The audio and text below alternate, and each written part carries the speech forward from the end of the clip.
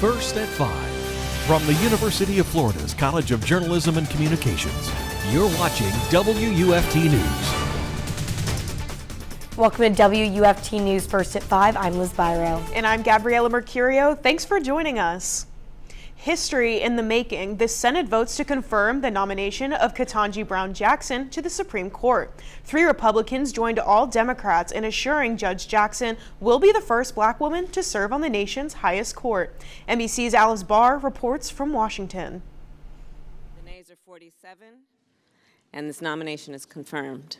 A historic vote today in the Senate, cementing Judge Katanji Brown-Jackson as the first black woman justice on the U.S. Supreme Court. Judge Jackson will go down in history as an American giant upon whose shoulders others will stand tall. The nation's first black woman vice president presiding, though no need for her to cast a tie-breaking vote, with 3 Republican senators joining all Democrats to back the nominee. I became convinced that she's within the mainstream. She's also highly qualified, intelligent, a capable person.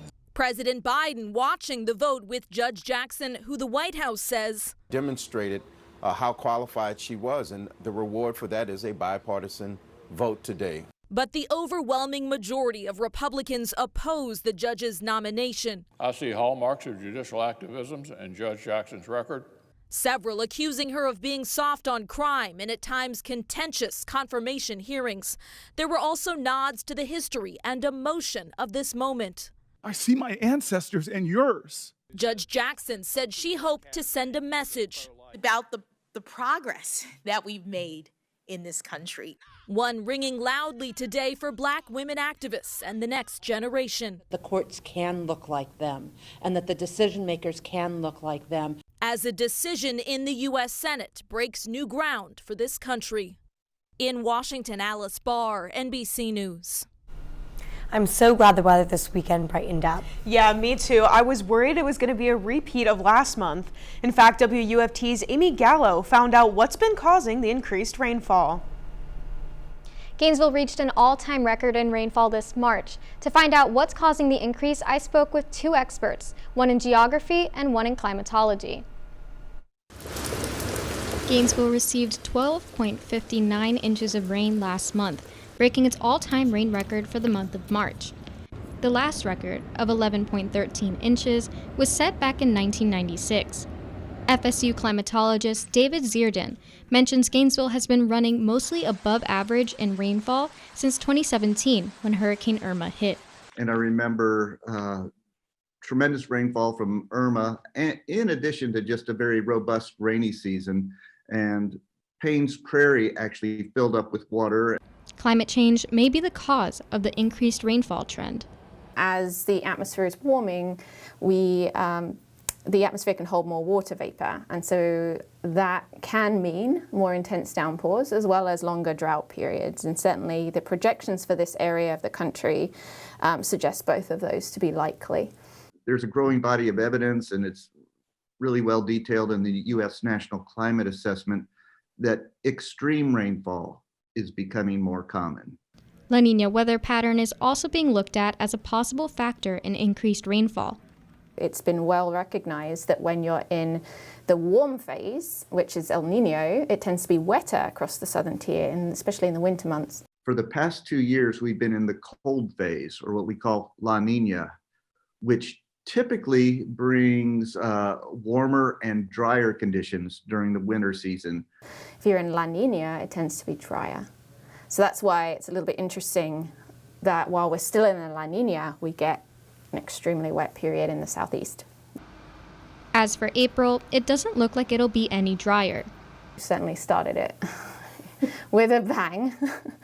Mullen says a seasonal climate model shows that April will stay wet, though maybe not, as she puts it, as dramatic. Though the increased rain may be causing flooding in the area, it has its benefits. Experts say the wet conditions help cut back wildfire threats like the ones happening in the Everglades this week. Back to you. We've had rain all this week throughout north central Florida. I'm hoping everything will clear up by the weekend. WUFT's Nicole joins us now with the weather forecast. We were off to a stormy start for your Thursday, but things have cleared since. But let's backtrack a little and talk about what happened this morning. So at about 7:15 this morning, we did have a tornado warning in the St. Augustine area, but we did not have any confirmation of a touchdown. And then continuing on to about 8:50 this morning, we did have this area of lots of heavy downpour, lightning, and thunder in the Gainesville area, as well as the Cedar Key area. And then at about 10 a.m. this morning, we did have another tornado warning in Flagler Beach area, but we did not have any confirmation of a touchdown there as well. Again, conditions have cleared since, but we are not going to rule out a chance for another shower or two as we head into the evening tonight. So taking a look here at our campus cam, we did have mostly cloudy skies this afternoon, but since then clouds have become partly cloudy and it is feeling like 80 degrees, and wind gusts have been picking up to about 22 miles per hour as we head into the evening. So overnight tonight, we're not going to rule out an isolated shower or two, and then we have mostly clear skies as we head into your evening. Back to the desk. Gainesville City Commissioners approved the second stage of a street safety study. The plan will narrow roads and add medians to slow traffic down, lowering chances of deadly collisions. Phase 1 covered sections of University Avenue and 13th Street along the UF campus that stretch downtown. Approved unanimously by commissioners, the second phase will extend out past the core areas of Gainesville. City Commissioner Adrian Hayes Santos supports these updates because they can prevent fatal accidents. These are dangerous roads that are designed to be highways, even though they're highly used pedestrian areas. And we continue to see deaths and serious injuries on our roads with the current makeup. We have to make changes to make our roads safer. This study began last October when Gainesville hired the HDR engineering firm to evaluate pedestrian safety. The engineering team will partner with the Florida Department of Transportation to add crosswalks and bike lanes. With approval from the city, the engineers are now waiting on funding from the FDOT to begin construction. Food charities in Gainesville are feeling pressure as food and gas prices rise. Due to supply chain distribution and labor shortages, food pantries are having trouble stocking up. Catholic Charities of Gainesville feeds 80 to 100 people a day in the city. They say it's becoming a weekly challenge to find food available to order. The charity must purchase meals for their weekend hunger backpack program and for homeless feeding. Rising fuel prices also pose a challenge. Catholic Charities Regional Director John Barley says spending more money on fuel sets them back farther. It's been huge because that money that you have to spend on fuel is money that you can't necessarily spend on food, or you can't spend on other client assistance. The U.S. Department of Agriculture predicts food prices will increase between 3% and 4% this year. Liz, the impact of this war in Ukraine can be felt all over the world. Yes, and world leaders are continuing to talk on how to respond to the crisis. Coming up on WUFT News First at 5, the latest on how UN world leaders are taking action. Stay with us.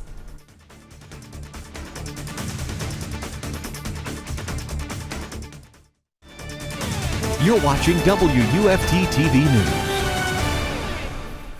Welcome back. Now bringing you the latest news from Florida and beyond. This is Polititalk. As Russia's war in Ukraine rages on and new atrocities are revealed in the wake of Russia's retreat from Kyiv, world leaders continue to talk on a path forward. Today, the UN General Assembly voted to suspend Russia from the Human Rights Council following apparent atrocities committed by its military in Ukraine.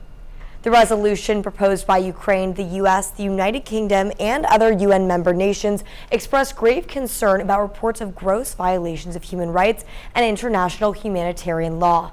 93 nations voted to expel Russia, while 24 voted against and 58 abstained.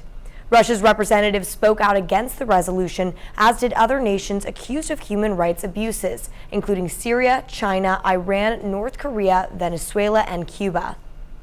In Washington, the Senate voted unanimously to revoke Russia's most favored nation trade status.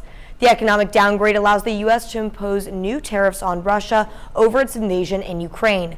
The bill will now move to the House. If passed, it will cut off normal trade relations with Russia and Belarus.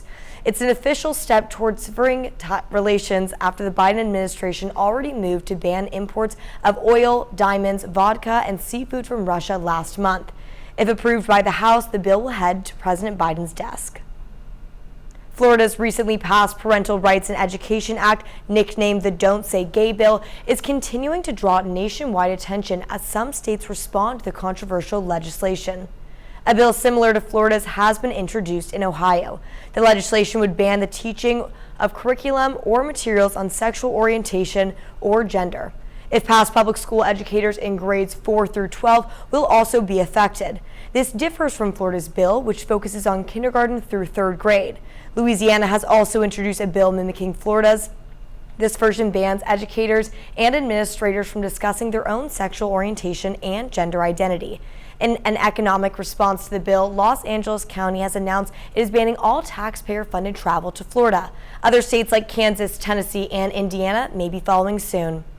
That's all for your PolitiTalk. For more coverage on your national headlines, stay tuned for PBS NewsHour coming up at 7. If you live near University Avenue and 13th Street, you may want to listen closely. Your go-to retail stores and restaurants below your apartment may be at risk. WUFT's Isabella Leandri went out and she tells us about the vacancy frequency in the area. Yes, I went into the area and spoke with a resident who lives at the Standard. I also spoke to a real estate expert to learn more about the vacancies and closings. I found out Gainesville isn't necessarily unique when it comes to this issue. Gainesville, especially around the University of Florida, is home to many mixed-use buildings. Retail stores make up the first floor, apartments and living facilities make up the rest. Alex Barnett frequently stops at the Target under his apartment for a late-night snack. It's just really convenient. Gainesville zoning law requires that mixed-use buildings use the first floor as retail space to attract pedestrian activity in order to decrease automotive traffic. Although many of the first floors are not home to retail stores. Instead, they house emptiness, vacant rooms waiting to be filled. The retailers aren't that interested because there's not a lot of pedestrian traffic. So obviously, if you're the retailer, you want a lot of pedestrian traffic, people coming into your shops. Most people are in their cars. 4 of 6 multifamily buildings have had a vacancy since opening. Those include about 42,000 square feet of vacancy, while the tenant rate is at full capacity. The Target store on the first floor of the Standard on University Avenue and 13th Street is set to close in June. I'm really sad. I wish it would stay, but the good things come and go, so hopefully we'll have something else in there. Experts report the issue extends beyond Gainesville. Well, occupancy leads to more occupancy, vacancy leads to more vacancy. And so we seem to be compounding this problem in Gainesville, just like we're doing across the nation. According to the experts at Axiometrics, a multifamily analytics firm, 35% of all apartment properties developed nationwide since 2016 contain first-floor retail space. That's the information I have for you now. Back to you. Our campus cam is currently showing cloudy skies. How long will this cloudy and humid weather last? WUFT's Erica Nicole joins us in a few minutes with the full breakdown.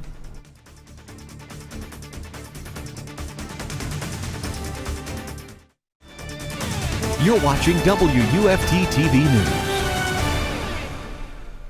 Welcome back. We had a rainy start this morning, but since then, skies have cleared. As you can see here, taking a look at our campus cam, we have partly cloudy skies right now as wind gusts start to pick up at about 22 miles per hour. But heading into tonight, I'm not going to rule out a chance for isolated showers, so let me go ahead and track that out for you here. So at about 7 p.m. tonight, again, not going to rule out a chance for a shower or two in the Gainesville, Ocala area, but most of those showers will remain south into the Sarasota and Orlando area.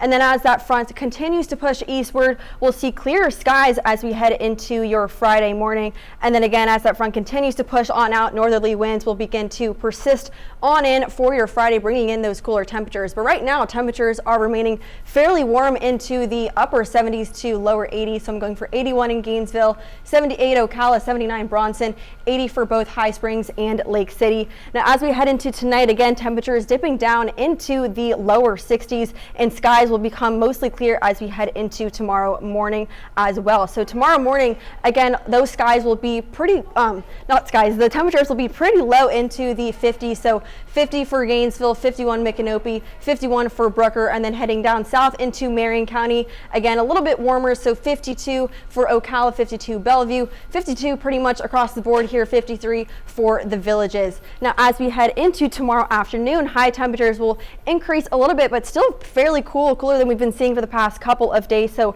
71 across the board here for Alachua County, then heading down south into Marion County, slightly warmer, 72 for Ocala, 73 for Bellevue, 73 for the Villages, and 75 for the Ocala National Rainforest. So as we're heading into Saturday, we're going to have a chilly start. So we're going to be dipping down into the 40s, which we haven't seen in quite a while. So I'm going for 49 in Gainesville, 48 into Stark, 47 Lake City, 46 into Live Oak. So let's take a look here at your 6-day forecast. You can see we have lots of sunshine to look forward to for your work week. We will be the coolest on Saturday, and then temperatures will begin to rise back up into the 80s and nearing 90 degrees by Wednesday. Back to the desk. Hey, Gabriella, did you hear that the tiger is back in the jungle? That's right, Liz. One of golf's biggest stars is back on one of the biggest courses. Coming up, we'll tell you why Tiger Woods may potentially make history today. Sports is after the break. Stay with us.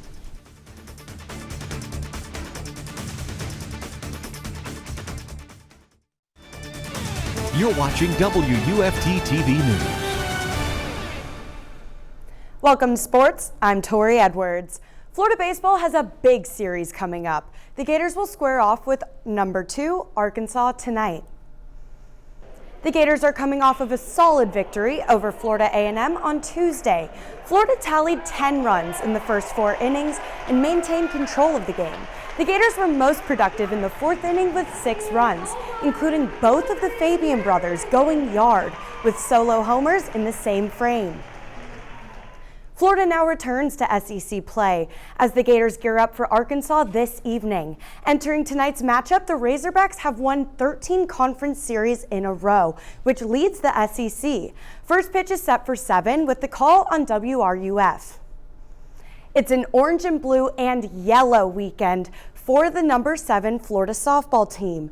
The Gators return to SEC play as they welcome Alabama for a 3-game series, starting on Saturday with the annual Yellow Game, which honors those who are battling with pediatric cancer.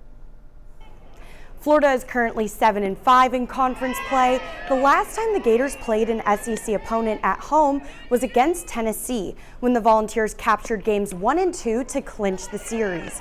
Meanwhile, the Gators are coming off of a defeating 4-2 loss to number 2 Florida State. Up next, Florida will begin its 3-game series against the Crimson Tide on Saturday. Alabama enters the matchup after clinching a series win over Georgia. First pitch is set for 4 p.m. With exactly 1 week remaining before the annual Orange and Blue spring game, spring practice continues for the Florida football team today. While we're inching closer and closer to the Gators' debut under first-year head coach Billy Napier, the team is continuing to adjust to the program's new structure. But players are saying they definitely are feeling a difference with the new staff. Florida O-lineman Kingsley Iguakun says having multiple coaches has helped him gain more reps. It kind of gives us a chance to get more reps in, get more work in. So, we're perfecting our craft and whatnot. And also, I think having those multiple coaches, it kind of gives us a good plan. And, we have different resources to go to when it comes to, we need to learn the playbook. We need to watch film. After today, the Gators have 2 more practices remaining before the spring game on April 14th. Kickoff for the Orange and Blue game is set for 7:30. Excitement is high as the 2022 Masters are finally here and officially underway. All eyes will be on 5-time Masters winner Tiger Woods. Before the tournament started, Woods said that his golf game is in good shape, despite having serious injuries from a car accident last year. But walking around the course will be his toughest challenge this weekend. With a win, Woods would tie with Jack Nicklaus for the most green jackets, having 6. Meanwhile, former Gator Billy Horschel will be making his 8th appearance in the Masters. In 2020, he finished with a personal best of 287 across 4 rounds after he shot 70 or below in the first 2 rounds. Take me out to the ball game. America's favorite pastime is finally back. The MLB season opens with the Chicago-Milwaukee rivalry. Currently underway, the Cubs are currently holding off the Brewers 5-4 at the top of the 8th. Next, the Guardians lead the Royals 1-0 in the middle of the 5th. And finally, after a bit of a delay, the Pirates and the Cardinals are currently at the top of the 3rd, with the Cards dominating with a 4-0 lead. That wraps up sports. Let's send it back over to the desk. Before we go, one last check on the weather. Let's take a look here at your weekend. Tonight, we'll be cooling down into the 50s, and then for your weekend, we will be nice and sunny and clear for Friday, as temperatures will be in the 70s, and then Saturday, it'll be dipping down even into the upper 60s, as we all will be staying breezy as well. But we will have lots of sunshine in our forecast as we head into your next work week. Temperatures increasing back into the 80s by Wednesday. Back to the desk. Thanks, Erica. BBC World News is next, and the PBS News Hour is coming up at 7. But your Florida news is always on at WUFT.org. Have a good night.